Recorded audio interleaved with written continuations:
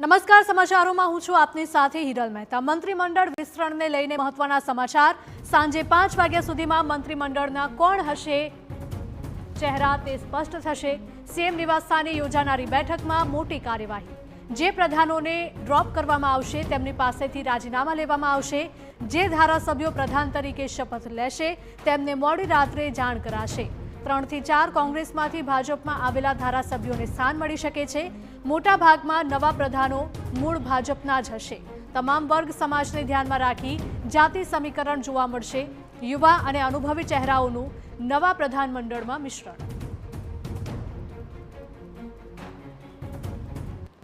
આવતીકાલે નવા પ્રધાનમંડળની શપથવિધિ યોજાવા જઈ રહી છે।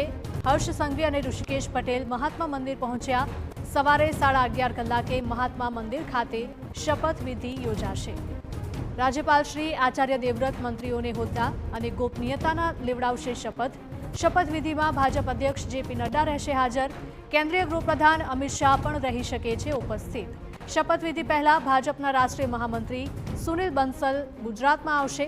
જે નેતાઓને ડ્રોપ કરવાના છે તેમની સાથે બેઠક કરશે સુનિલ બંસલ।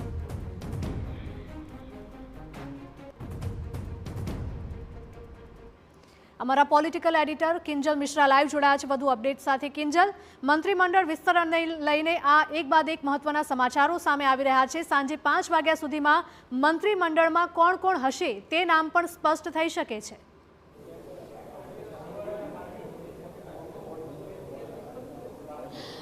देखो, वर्तमान मंत्रीमंडळमांथी कोण कोण नहीं होय ए नाम चोक्कस सांजे 5 वाग्या सुधीमां स्पष्ट थई शके छे, परंतु नवा मंत्रीमंडळमां कोण हशे ते मोडी रात सुधी स्पष्ट छे ते थई शके छे। अत्यारे एक साथे अनेक जग्या पर बैठकोनो दौड़ छे ते चाली रह्यो छे। अत्यारे महात्मा मंदिर छे के महात्मा मंदिरमां के ज्यां गृहप्रधान हर्ष संघवी उपस्थित छे तेनी साथे ज केबिनेट प्रधान ऋषिकेश पटेल उपस्थित छे। बैठक चाली रही छे तो बीजी तरफ आप जुओ के केम के महात्मा मंदिर खाते ज आखो जे कार्यक्रम छे ए कार्यक्रम बनी रह्यो छे, तो जेना कारणे तैयारीथी लई अने तमाम जे व्यवस्थाओ छे तो तेना भागरूपे पण जे भाजपना कार्यकर्ताओ होय तो पण पोलीस ना अधिकारी कर्मचारीओ होय तो पण वहीवटीतंत्रना लोको होय ते पण अहींया उपस्थित छे।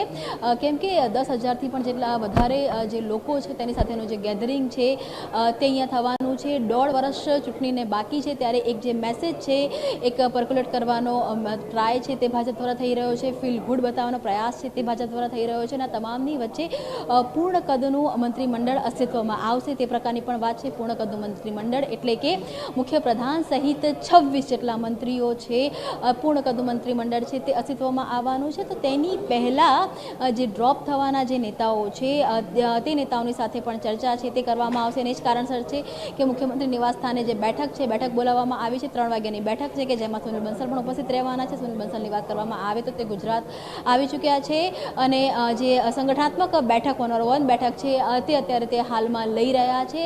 જેપી નડ્ડાની વાત કરવામાં આવે તો રાષ્ટ્રીય अध्यक्ष पण छे अने तेनी साथे ज गुजरातना सांसद पण छे ते 2 वागे अमदावाद आवी रह्या छे। अने केंद्रीय गृहप्रधान अमित शाहनी वात करवामां आवे तो ए मोडी रात्रे अमदावाद आवी रह्या छे। એટલે કે જ્યારે આવતીકાલે 11:30 વાગે शपथ समारोह योजावानो छे त्यारे गुजरातना तमाम सांसदों धारासभ्यों सहित जे कही शकाय के जे असमर्थको छे टेकेदारो छे तेनो एक माहोल छे ते जोवा मळशे। तेनी वच्चे एक तरफ कही शकाय के गृहप्रधान हर्ष संघवी अने केबिनेट प्रधान ऋषिकेश पटेल अहींया उपस्थित छे के जे महात्मा मंदिरमां जे तैयारीओ थवानी छे जे जवाबदारीओ छे तेनुं संकलन करी रह्या छे। तो बीजी तरफ संगठननी पण बैठको छे ते पण अलग अलग जग्या पर चाली रही छे। अने 3 वागे मुख्यप्रधान ज्यारे मुंबईथी परत पाछा आवशे त्यारे तमाम जे मंत्रीमंडळ સાથેની એક બેઠક છે તે યોજાશે કે જેમાં મંત્રીઓ પણ ઉપસ્થિત રહેશે, સંગઠનના પદાધિકારીઓ પણ ઉપસ્થિત રહેશે, સુનિલ બંસલ પણ ઉપસ્થિત રહેશે અને એક જે મેસેજ છે તે આપવામાં આવશે અને ત્યારબાદ રાજીનામા છે તે લેવામાં આવશે। 6 થી 7 મંત્રીઓને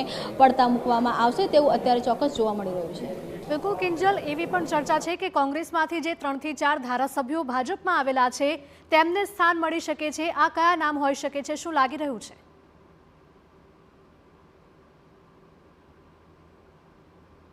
દેખો, કોંગ્રેસમાંથી જે ધારાસભ્યો આવ્યા છે તો એમાં એક અર્જુન મોઢવાડિયાની વાત કરવામાં આવે કે જે હમણાં જ આવ્યા છે. તેના સિવાયની જો વાત કરવામાં આવે કે જયેશ રાદડિયા, તેમના પિતા વિઠ્ઠલ રાદડિયા સાથે ભાજપમાં આવ્યા હતા. બીજી તરફ અલ્પેશ ઠાકોરના નામની પણ ચર્ચા છે તે ચાલી રહી છે.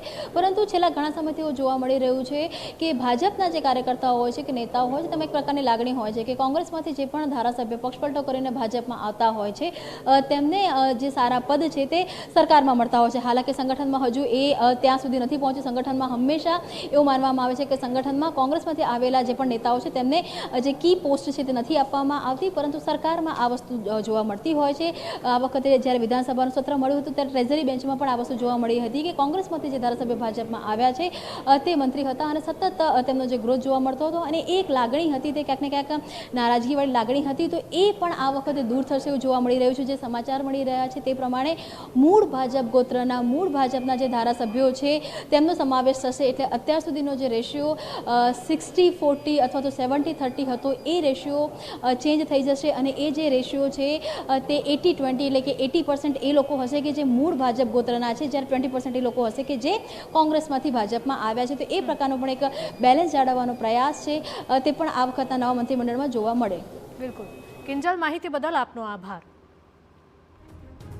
તો પ્રધાનમંડળના વિસ્તરણ વચ્ચે આ મહત્વના સમાચાર. સાંજે 5 વાગે પણ નક્કી થઈ શકે છે કે કયા એવા મંત્રીઓ છે કે જેમને ડ્રોપ કરવામાં આવશે.